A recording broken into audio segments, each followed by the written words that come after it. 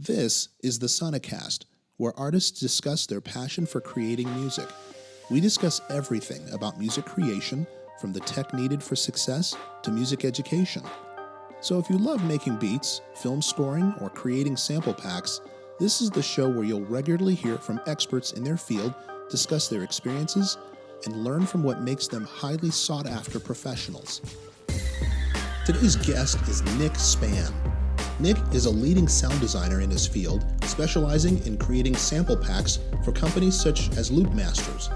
He also is a performing drummer, having played halftime with rocker Alice Cooper at the Suns Arena, and cumulatively in front of millions of people playing for various worship bands and churches.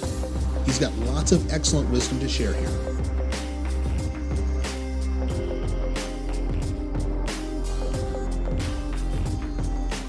Back with Nick Spann, and we took our time in our last segment to talk about how you got started in music, creation, what you do, what inspires you. Really, really good deep dive discussion. So I recommend people to take a listen to that one.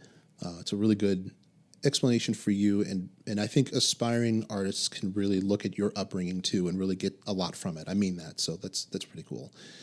In this segment, what I want to do is just talk a little bit more about what you're doing now. The kind of music you're doing now. Mm-hmm.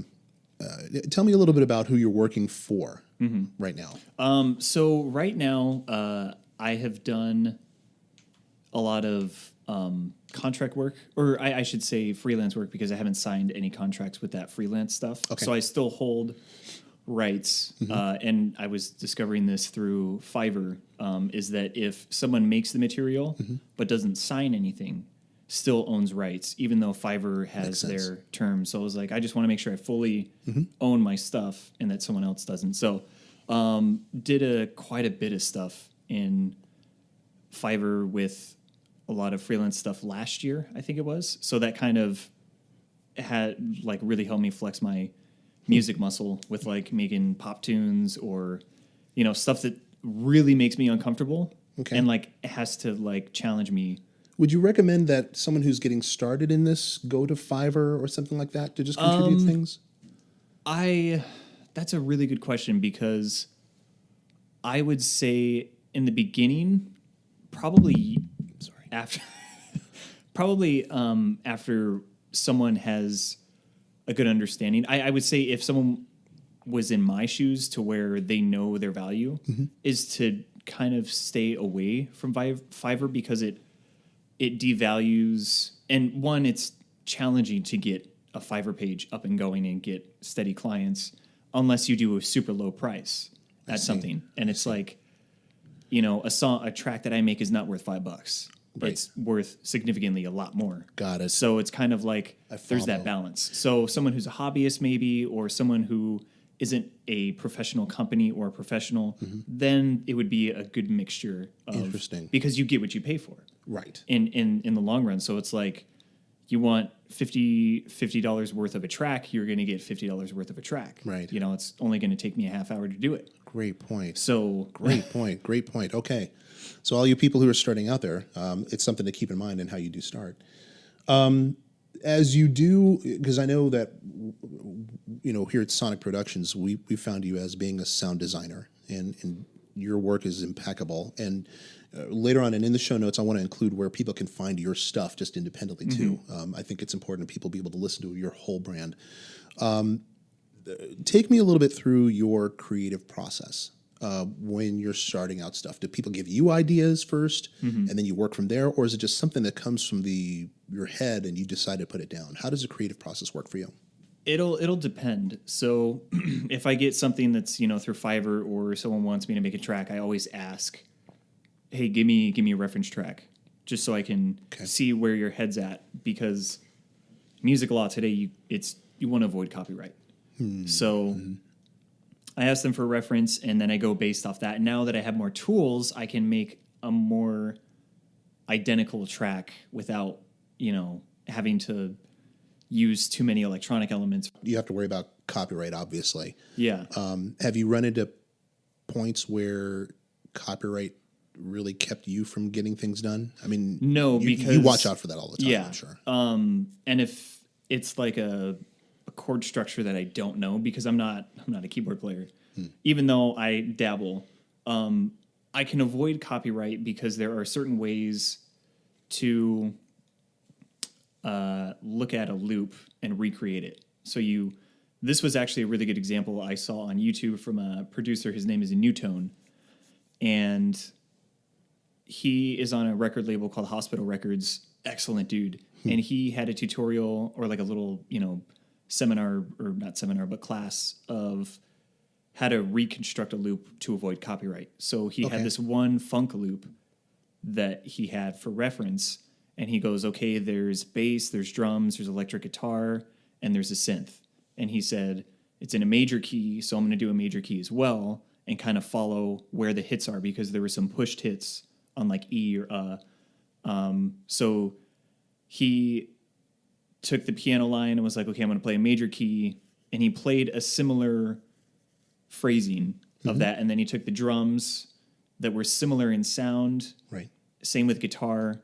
So it was like, oh, okay, so that's how you can avoid copyright is have a track that you reference and then reverse engineer it and then make it your own. So you're taking elements. So I'm going to take this piano. This is a Rhodes. I have a Rhodes. This is in C. I'm going to go maybe E major. So you're avoiding same progression. So do you find yourself using that technique to do sound-alike music? Not necessarily, because if it's a sound-alike thing, it's like, okay, I have a snare that sounds like that. It's probably the same snare. It's a royalty-free sample. It only starts to get tedious if you're copying progression of melody. Got it. So it's really hard to copyright a sound. Right. Because that's where Steve and I were talking about, like, I don't know if I should. No, that's good. That's okay. That's where we were talking, like, copyright is such a silly thing because you don't have. You have three chord, like if you have 1, 4, 5, 6 progression in a C major. How can you copyright that? Because that's so universal. Right. It's like that doesn't make any sense. You don't own that. Yeah. It's like copywriting words. Like, can I copyright the word, hello, how are you? It's like I said, hello, how are you? And it belongs to me. It's like, no, wait a minute. Hold on. Other people are going to use that as well. Yeah. It's super ridiculous that it's great point. Based off that because of terms of money, because I need this. This is my property. I need to hoard it. I need to make money. I need to monetize. Like, I understand the business aspect of it. Sure. It's more so of the artists who understand that people are going to torrent or, stream or whatever to get something because they don't have the money. They're going to get it regardless. Yeah. You can't, that's like telling someone not to think about a purple elephant constantly. Right. It's going to happen. Yeah.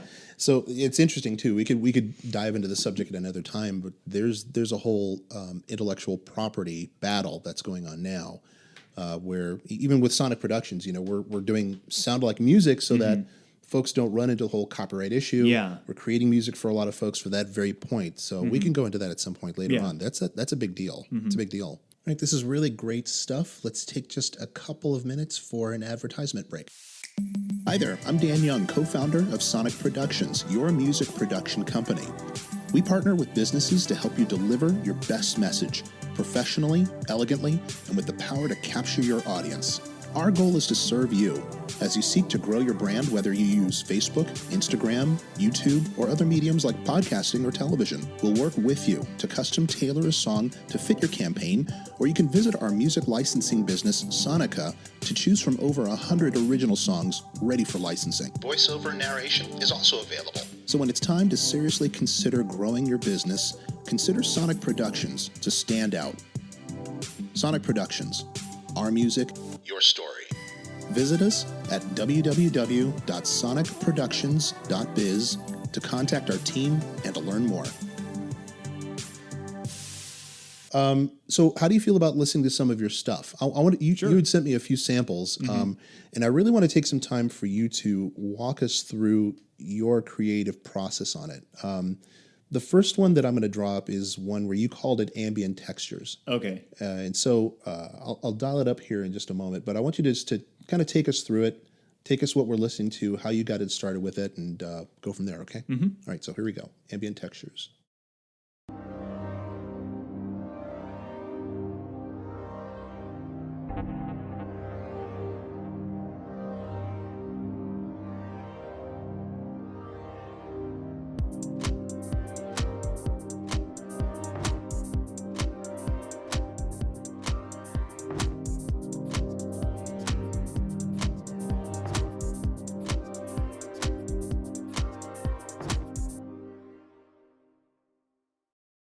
Man, these headphones sound great. I didn't realize the mix sounded that clean. It's not. It's not the headphones. It's your work, brother.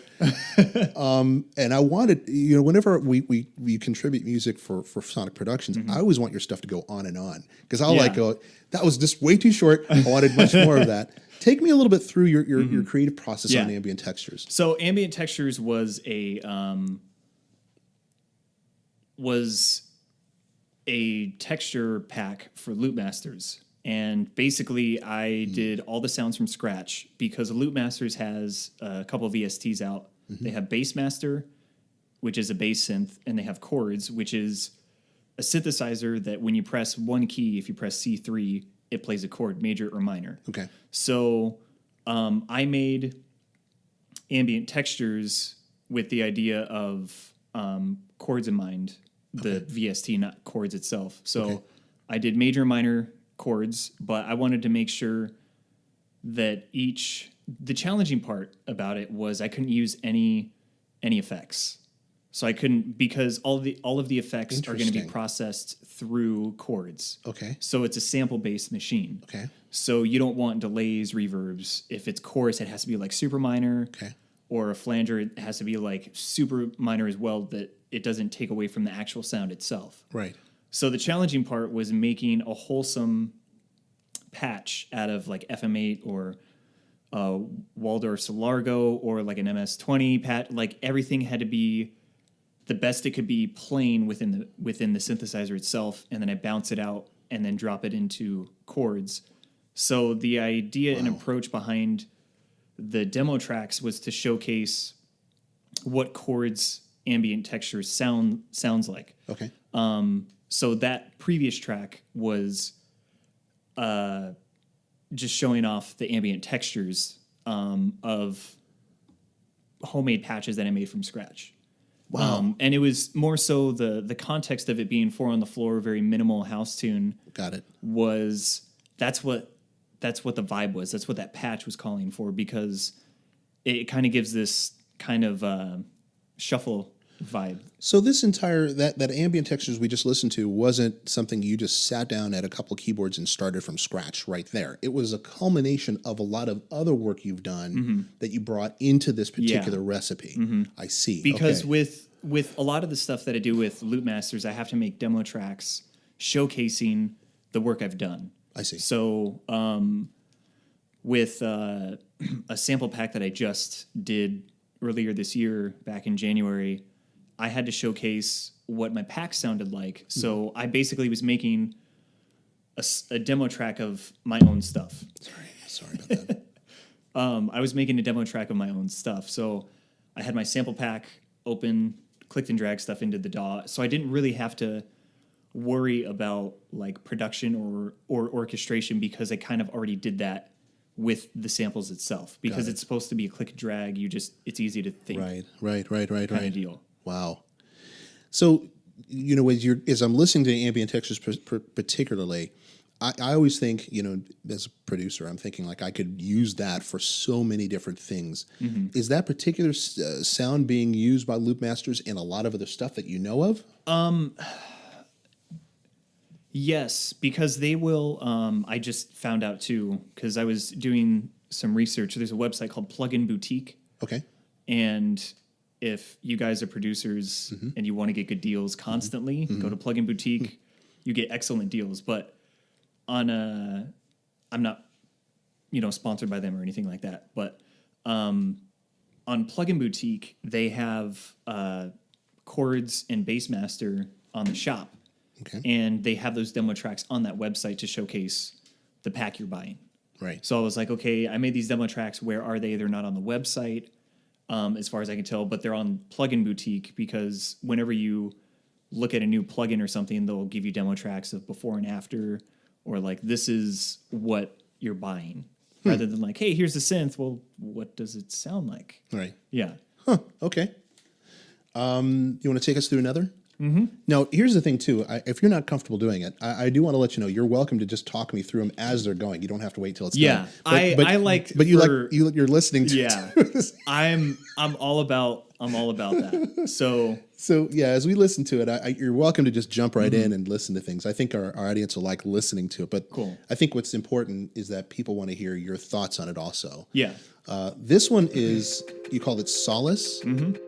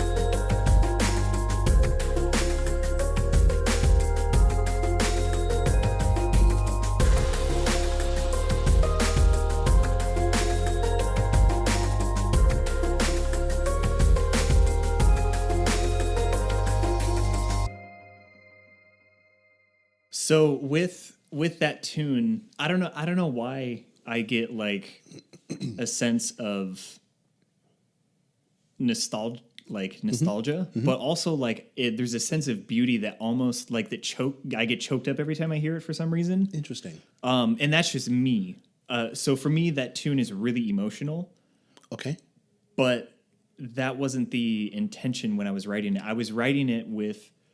So basically, the drums in the background were a loop from a different project that I dragged over, and I was like, let me experiment with 90 BPM and not like 180. So I was trying to figure out how can I dive into like the hip hop or like trip hop realm and express how I feel. Okay. And what I did with this track is I was trying to go for a vibe. Okay. I was purely vibe, what kind of really speaks to me. And I'm not one that uses samples a lot because I'm a content creator. But for the sake of storytelling within music, when you have an idea and you want to go fast, you need to have stuff on call. So I didn't want to spend 30 minutes making a sound. I'd rather spend 5 seconds dragging something over. Sure. And channeling it. So everything is built around the Rhodes sample in the beginning. Everything is built around that. Okay. So I ended up taking bass. So the only sample that is really used is the intro and then the guitar at the end, like pluck sound. Okay. But everything is built around that vibe because it just felt too good to try to butcher it. Sure. Or, make it something different because it's like having a recording of something from, the 70s or 60s that you can't recreate that ever again. Right. And you want to keep it as its integrity. So I'm going to divulge a little bit from our conversation here.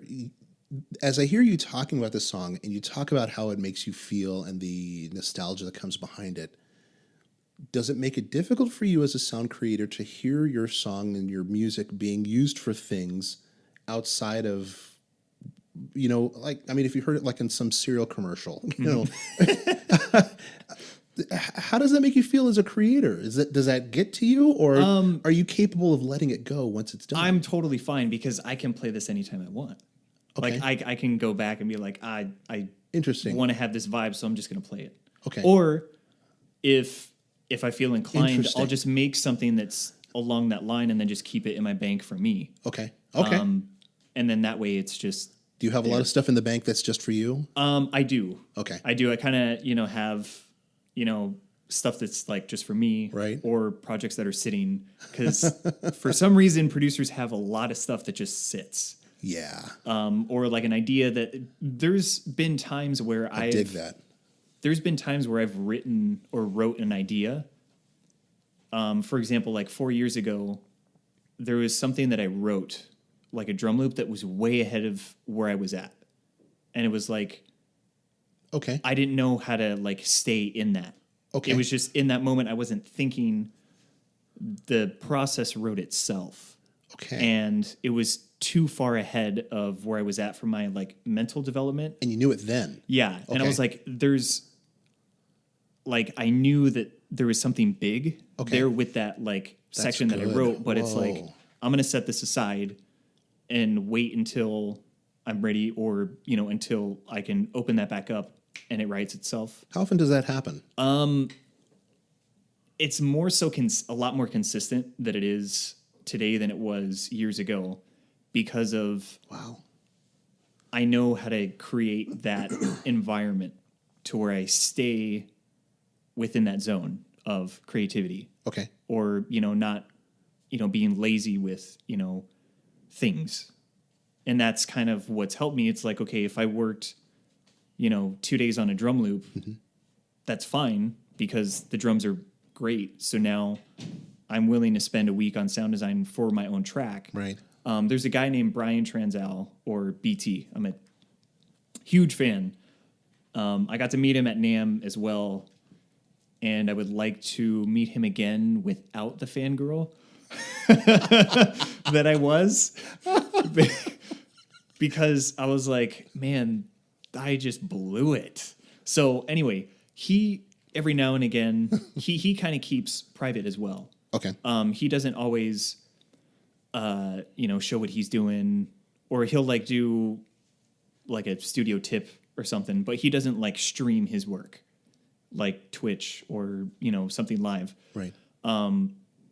But he goes into like the delicacies of when he like breaks down a break beat and makes something. He spends so much time on it, but since he's channeled that, it's quick. Okay. It's not for like the average person. It would be like, oh man, that would take like 2 weeks to do when it would take him a day or two. Wow. So when you get into that system of really giving or working on trying to give 100% in that moment, then you get used to doing that on a consistent basis. So now it's like I can write something. I'm like, okay, I didn't know that was there. I didn't know that was in me because I was just messing around and trying to get an idea. So if somebody's kind of new to this and they feel like, you know what, I spent 2-3 weeks on this one track and it's so good.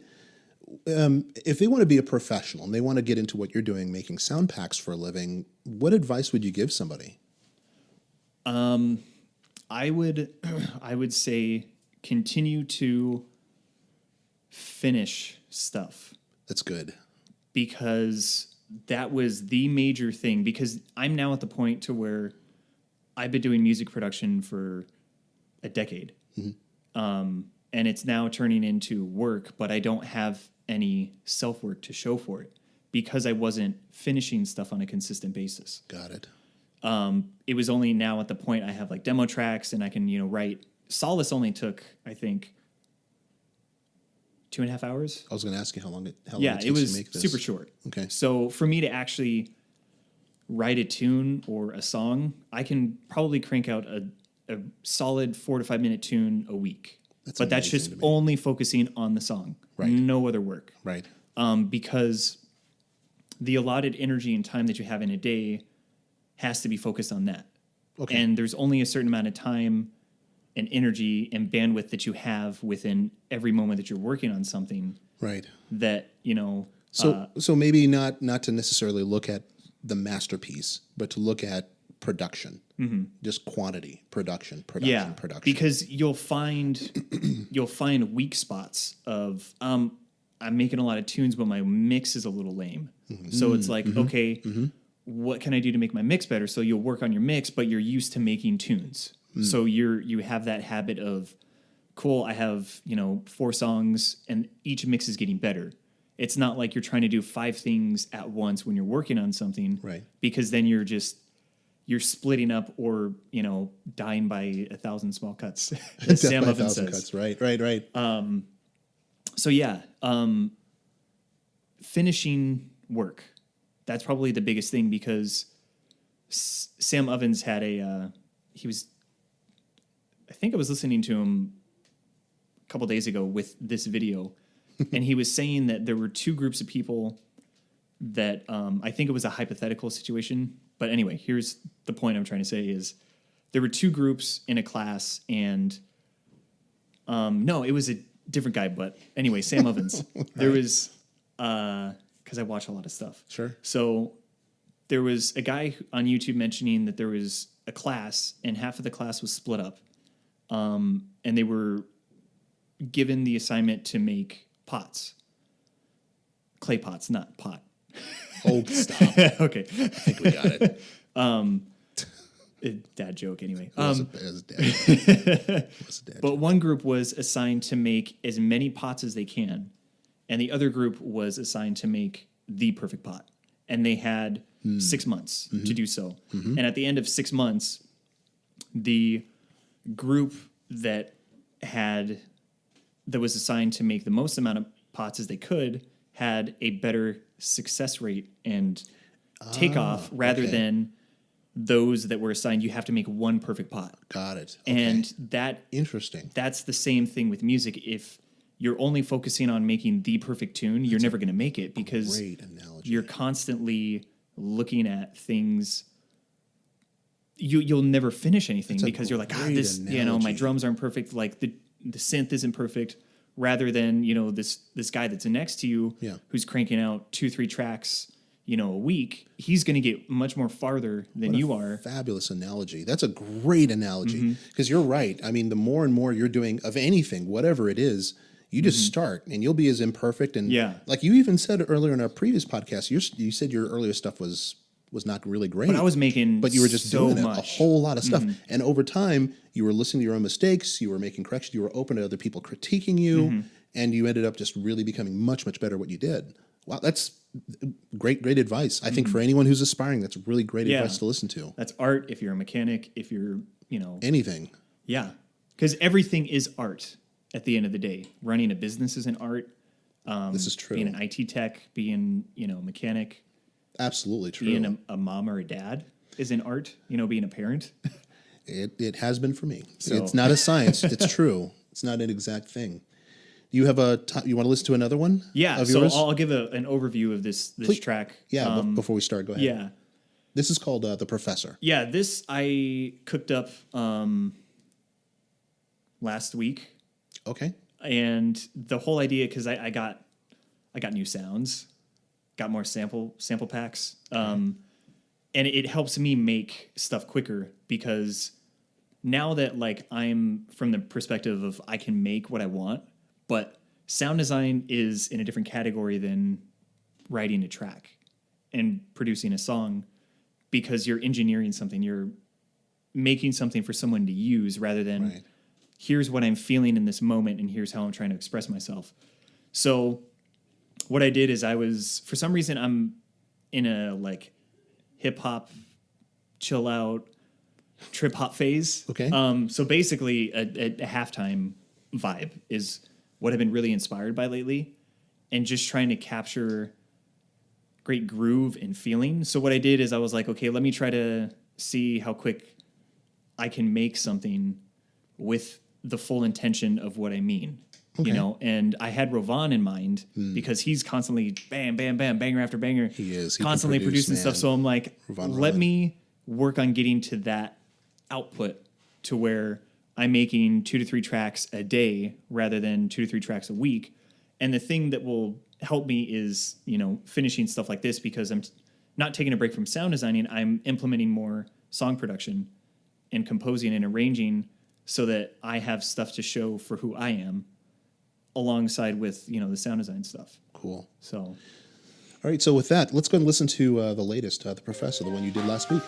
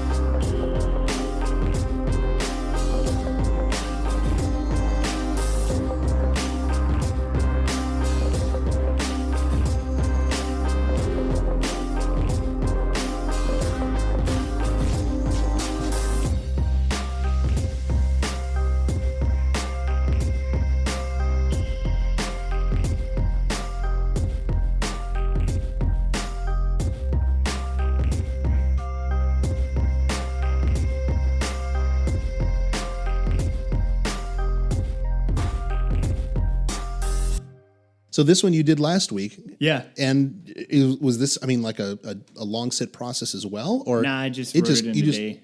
What? Yeah, I was like, because I was, I texted Danny, and I was, Danny Lara is one of the other guys on Sonic Productions. Yep. For recent reference. Yeah.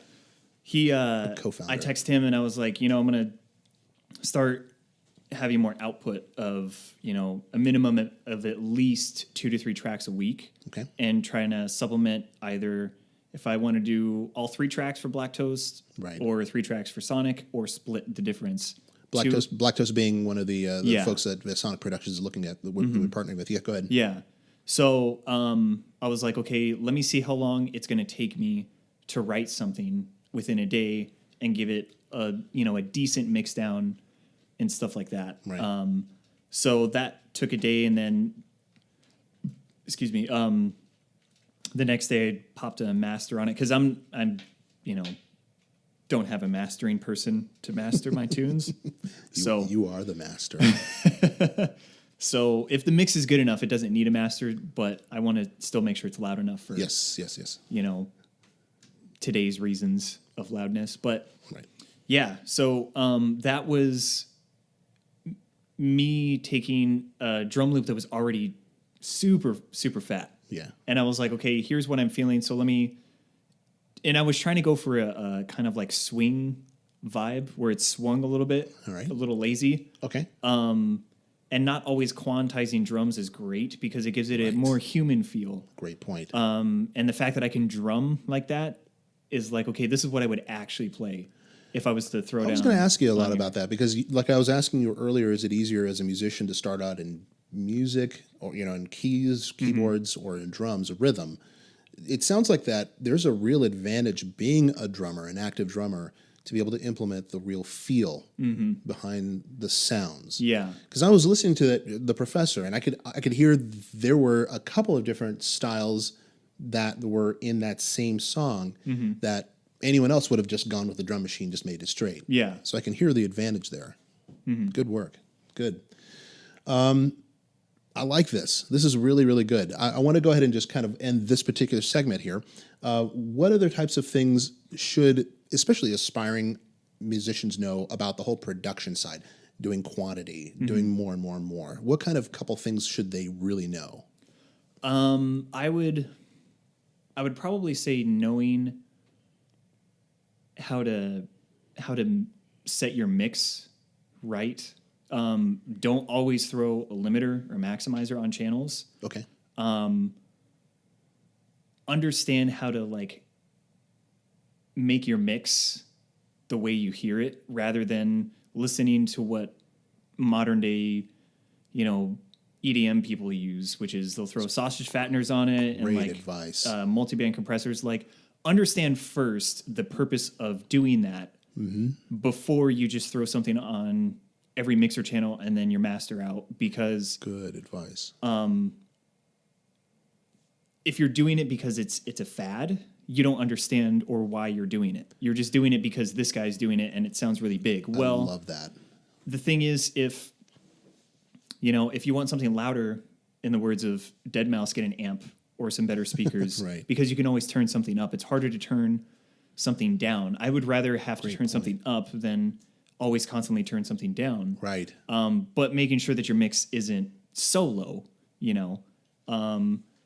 and then probably stay away or be cautious of watching too much content, too many tutorials, how-tos. Good. The whole creative side of being, a musician or a producer is to experiment yourself and find out what works for you so that you get your own voice rather than trying to replicate what someone else is doing. It's being your own voice. Yeah, it's a good point of understanding what makes a sound or how to get this particular sound. Yeah. But at the end of the day, it's like, okay, cool, I learned this cool lick, but how do I make it my own? Good. Really so that's the same with the sound. Cool, I learned how to make the sound, but how do I make it my own? Right. If you're just constantly, watching this or, it's not bad to get presets or, sample packs or synthesizer packs, but understand, at least try to get a 101. Because if you're not a sound designer, I'm not going to say everybody needs a sound design, because someone who's listening could probably slay it at, arrangement and just cranking out stuff constantly and knowing where to go to get something, rather than like, this needs this kind of shimmer on it, so I'm going to open up this synth and tweak it. So some people don't think that way. Interesting. Good stuff. Good. Nick, I'm going to end that here. This is a good segment, excellent segment. Thank you very much for this. Yeah.